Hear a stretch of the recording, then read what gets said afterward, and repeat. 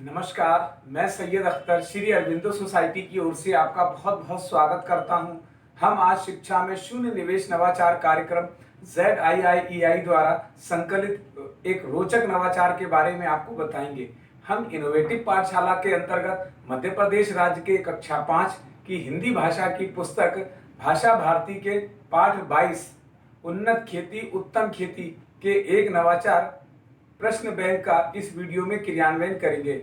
हम आशा करते हैं कि आप इस वीडियो को देखने के उपरांत इस नवाचार तकनीक को अपने विद्यालय व कक्षा में अवश्य लागू करेंगे।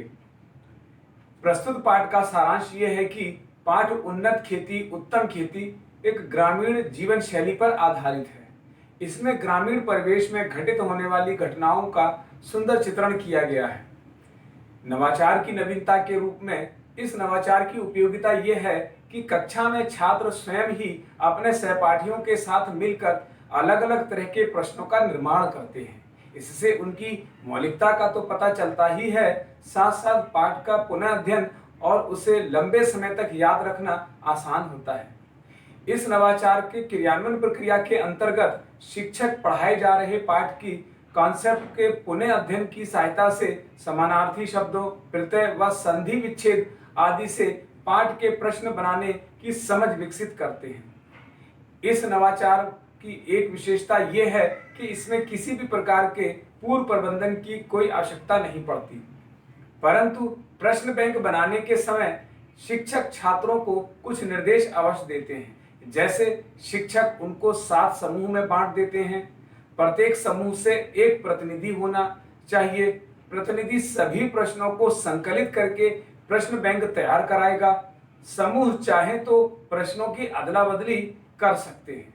इस प्रकार सभी समूहों की सहायता से एक प्रश्न बैंक बना लिया जाता है। अंत में कक्षा के छात्रों को उत्तर भी बताए जाते हैं। छात्र उत्तर पुस्तिका में इन्हें लिख भी लेते हैं। आइए इसे एक उदाहरण से समझते हैं। शुरू शब्द का समानार्थी शब्द क्या होगा? प्रारंभ। रुपए शब्द का समानार्थी शब्द क्या होगा? पैसे। अधिक और अंश शब्दों की संधि से कौन सा शब्द बनेगा? अधिकांश। प्रकृति शब्द में इक प्रत्यय जोड़कर कौन सा शब्द बनता है? प्रकृति। इस प्रकार से अनेक प्रश्न बैंकों में अलग अलग समूह में जोड़कर एक बड़ा प्रश्न बैंक बना लिया जाता है, जिसकी सहायता से पुनः अध्ययन करते हुए समानार्थी शब्दों, प्रत्यय व संधि आदि का पुनर्अभ्यास शिक्षक द्वारा छात्रों को आसानी से करवा लिया जाता है। इस प्रकार इस नवाचार को लागू करने से होने वाले लाभ के बारे में समझते हैं।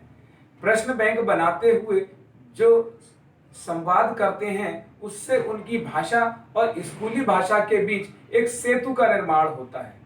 प्रश्न बैंक बनाते समय आसपास घटित होने वाली घटनाओं और अपने अनुभव से अभिव्यक्ति भी बच्चे कर लेते हैं। छात्रों को पाठ के कॉन्सेप्ट व शब्दों को और वाक्यों के पुनः अध्ययन को समझने में मदद मिलती है। कही जा रही बात, कहानी, कविता, कौशल आदि की समझ भी विकसित होती है। छात्रों को पाठ के कॉन्सेप्ट के शब्दों और वाक्यों के पुनः अध्ययन को समझने में मदद भी मिलती है। इस नवाचार से सभी छात्रों की भागीदारी सुनिश्चित होती है और वे रुचि लेकर के प्रश्न बैंक तैयार करते हैं। इस नवाचार में NCF 2005 के उद्देश्यों को भी ध्यान में रखा गया है। साथ ही विशेष आवश्यकता वाले बालकों के लिए भी ये बहुत उपयोगी है। इस नवाचार में PRT अनुपात को भी ध्यान में रखा गया है। यह नवाचार तकनीक आपको कैसी लगी? हम ऐसे कई दिलचस्प नवाचार आपके लिए लेके आते रहेंगे। आपसे अनुरोध है कि आप हमारा YouTube चैनल सब्सक्राइब जरूर करें। अगर आप इस वीडियो को Facebook पर देख रहे हैं तो हमारा Facebook पेज भी अवश्य लाइक करें। नीचे दिए गए लिंक पर जाकर इनोवेटिव पाठशाला ऐप को डाउनलोड कर सकते हैं। इस वीडियो को देखने और लाइक करने के लिए बहुत बहुत धन्यवाद।